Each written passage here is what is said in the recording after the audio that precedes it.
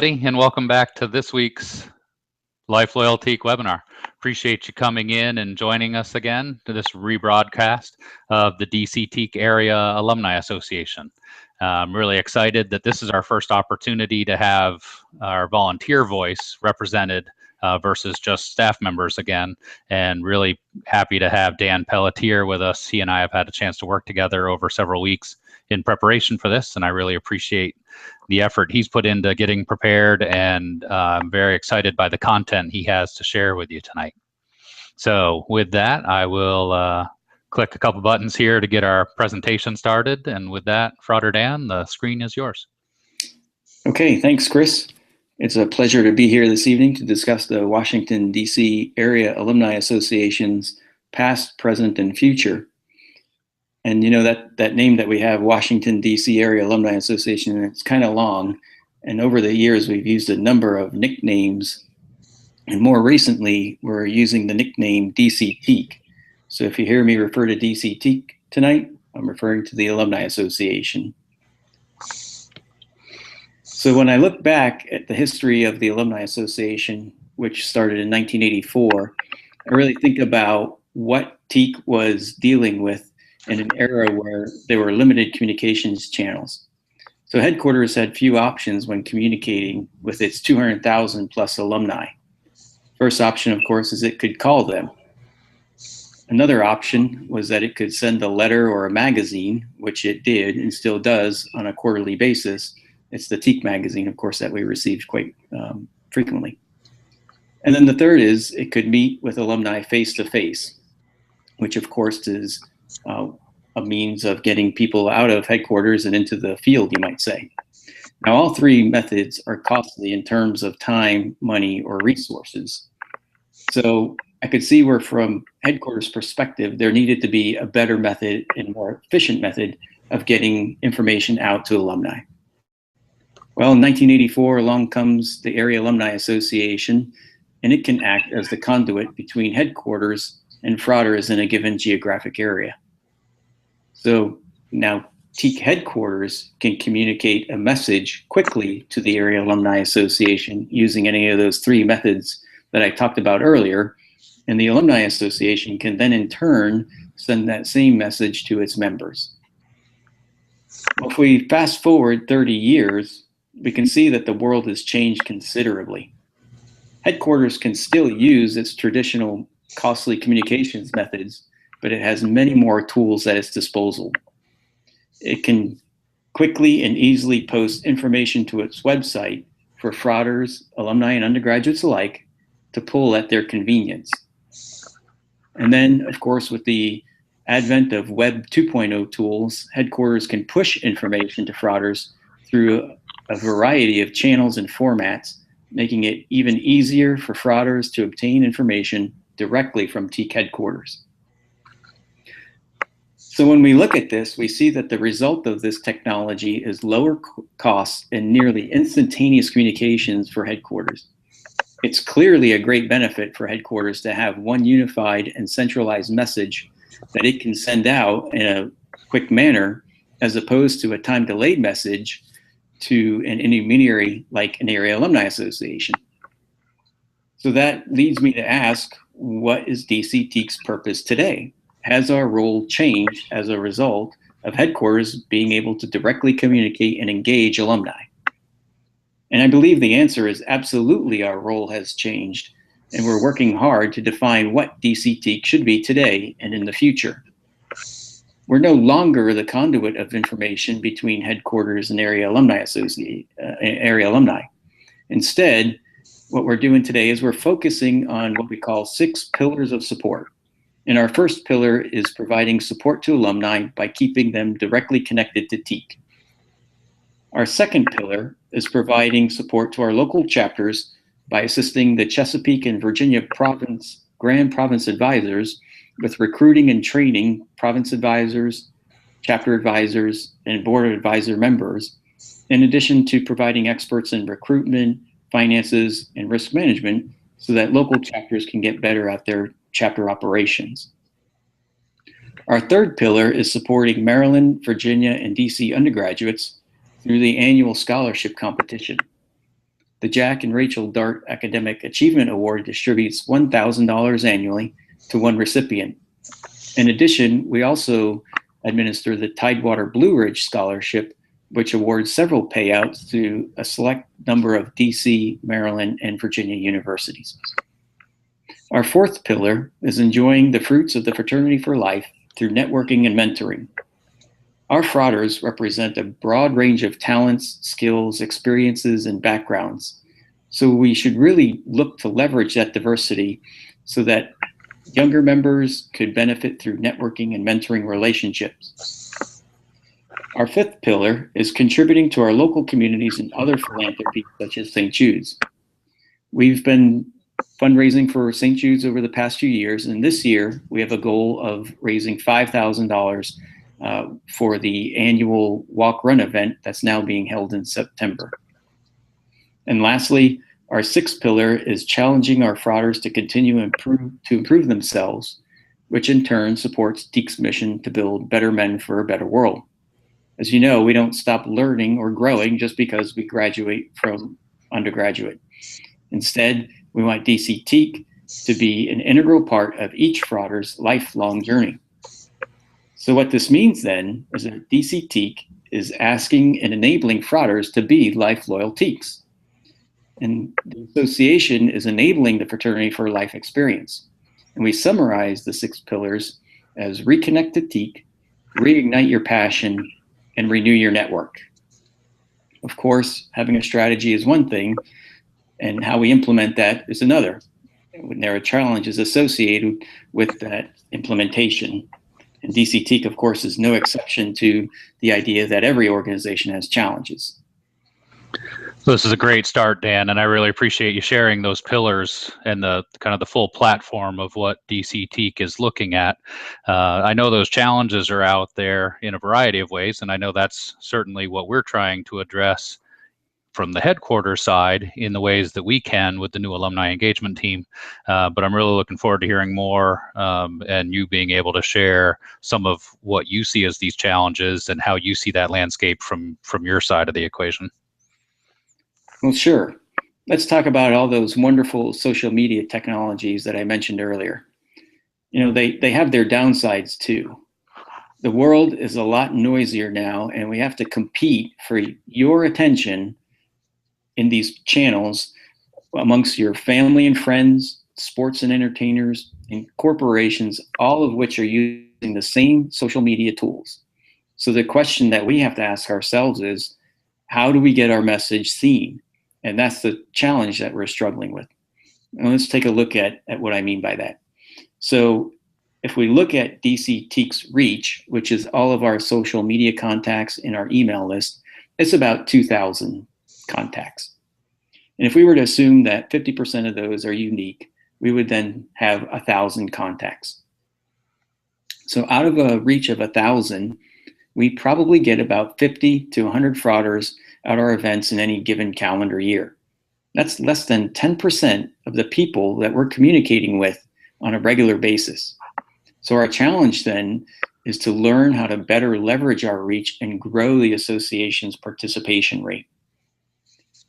Another area that's a challenge for us is that our frauders range in age from newly graduated 21, 22-year-olds who are just starting their careers to fathers, grandfathers, and great-grandfathers, all of whom are at different stages of their careers and their lives. So this rich diversity in our membership, while I call it a challenge, is an opportunity for frauders to share wisdom, mentor new fathers, provide career guidance, and coach frauders who are just looking for a little bit of encouragement as they go on their life's journey. So when I look at what the association is offering today, I see a need for us to find events and opportunities that appeal to all age ranges, all walks of life, and all stages of life. And of course, we need to balance whatever we come up with against what is one of the worst traffic situations in the country. So just because we come up with the best events, it doesn't necessarily mean that we're going to draw a lot of frauders if it requires a couple of hours in traffic. So what we're doing to address the traffic challenge is that we're looking at the geography and dispersion of frauders in the area. Now, when we look at the map, we can see that we have about 70 driving miles between our most distant chapters, and that's George Mason, which is southwest of Washington, D.C. and Fairfax, and Towson University, which is north of Baltimore. So we have data from headquarters that shows that there are about 4,000 alumni in this geographic area, the Baltimore, D.C. area. What we did was we decided to break up that data, and we looked for clusters of alumni residences, and so that we could find high density areas that really stand out to us. And when we did that, we found that Arlington County in Virginia has about 21% of our alumni population. That was followed by the Rockville-Bethesda corridor at about 15%, and Washington, D.C. was surprisingly low in terms of residences at 8%. And when we look at the remaining data, you can see that Arlington, Bethesda, and D.C. are really our higher density areas, especially when we account for the fact that many people commute out of the suburbs and work in Washington, D.C. So what we decided to do then is we decided to implement networking hours in 3 high density neighborhoods. And this is going to give us the opportunity to focus on one of our pillars while also leveraging high density areas. And that pillar, of course, is networking and mentoring. So we rotate these networking hours on a quarterly basis through the 3 different neighborhoods. We're also keeping some of our successful traditions as well. We don't want to just ditch the past for the sake of the new. We continue to have business meetings at a local restaurant called the Royal Restaurant in Alexandria.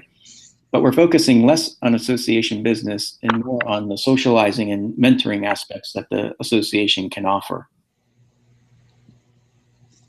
But you know, there's a whole lot more that the association can offer because we live in the Mid-Atlantic region, which has a lot to offer in terms of cultural and recreational activities, such as enjoying a baseball game at the Nationals Park along the DC waterfront, or canoeing or kayaking along the Potomac River, or hiking in the Shenandoah, or skiing in northern Maryland, or enjoying the beaches of the Eastern Shore. So no matter what your interests are, the DC region has a lot to offer. And the challenge is that we, DCT, have yet to tap into those types of activities or interests. Now, one more thing I'd like to talk to you about is how we're going about communicating with our local frauders. So we recognize that we want to use modern tools, but we need to be cost conscious. So we're looking at ways that we can use cheap, easy to use tools that help us communicate with frauders in our area. We decided to move our mail list to MailChimp.com because it offers free email marketing with a professional look and also metrics so that we can see how well our email campaigns are working. And not to mention, it's quite easy to use. We also decided to move our website to Google's Blogger, which is also free and easy to use. And it's integrated with Google's other tools. So they also give us insight into website traffic since they also collect metrics. This helps us to see how well the site is performing. And another tool that we're using, of course, is Facebook. It's the current granddaddy of social media, and we're taking advantage of every opportunity that it offers. We have a persona that is the same thing that you or I have. We also have a fan page that anyone can like. And we also use a closed group for more private discussions that's just DC area TKEs only. And this is an area where people can discuss things like, hey, I'm new to the area and I'm looking for a place to live. This is where I work. Can anybody recommend a place to live?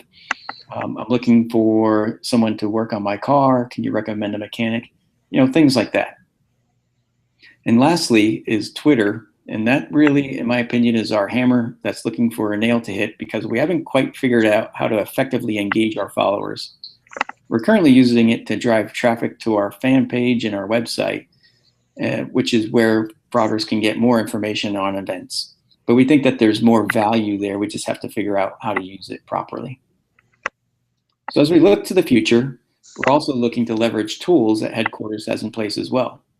The headquarters is a very detailed database that can provide us or any alumnus that's looking to start or grow an alumni association with information about alumni in their area. This is also a great tool for local chapters to use so that they can learn about who's in their area and start engaging them.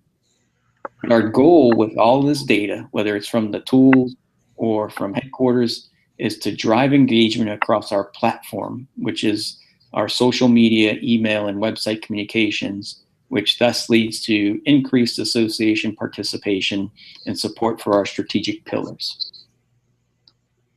Of course, we have to ask ourselves when thinking about the association and the frauders in the area, what does DCT offer? And quite frankly, that's our value proposition. What we offer is the opportunity for frauders to re-engage TEAK, reignite their passion, and renew their network. But that means one thing to someone and something else to someone else. So we have to reach out to alumni to learn what they're interested in the association offering. And we're considering other online tools that can give us insights, such as surveymonkey.com. Overall, our desired future is a thriving, energetic organization where events and connections grow organically. Our goal is to get 10% of the 4,000 frauders attending a DC TEAK event in a calendar year. So that's about 400 people. As we mentioned earlier, we typically have about 50 to 100 frauders attend an event in a year. So we have a lot of room for growth, and we believe that our strategic pillars can help us get to where we want to be. And then another area or another point that we want to get to is where we have what I like to call organic activity development. Right now, our activity development is centralized, meaning that the association puts the calendar events together.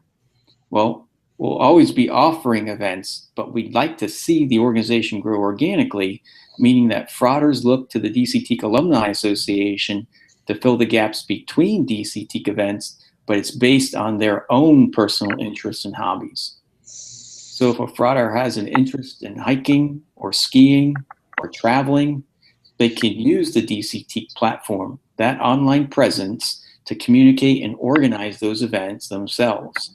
And if they want to associate the DC TEAK name with it, then I think that's icing on the cake. We want to get to the point where the majority of activity isn't necessarily offered by the centralized organization, but rather by the members themselves, thus truly making it their alumni association. Ideally, we want DC TEAK to be the go-to organization for undergraduates and alumni in the DC area. Whether someone is moving to this area for the first time or looking for something to do on the weekend, we want DC TEAK to be a resource that they can leverage. And we also want DC TEAK to be the connecting tissue that binds local chapters together so that they can learn from each other, know each other, and develop relationships with each other, and realize that there is much more to TEAK than just their local chapter. Thanks, Dan. I think that adding the information about the challenges as you see it, and also about the tools that you're using and the specific strategies, I think can be helpful for any alumni association, whether it's a group that's already up and running or whether it's a brand new group that somebody's trying to build from the ground up.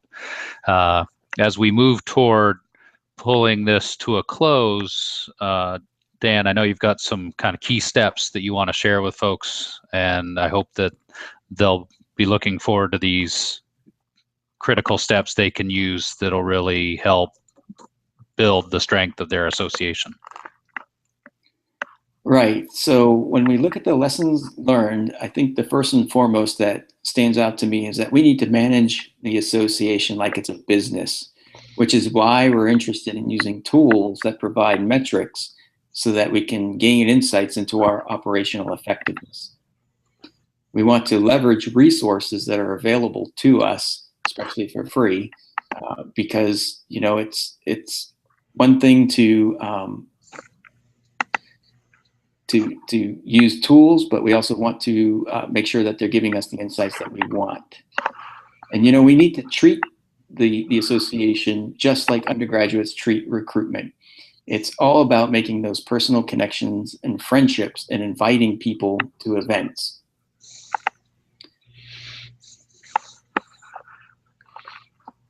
So as I previously mentioned, we need to manage the association like it's a business, which is why we're using the tools that provide metrics.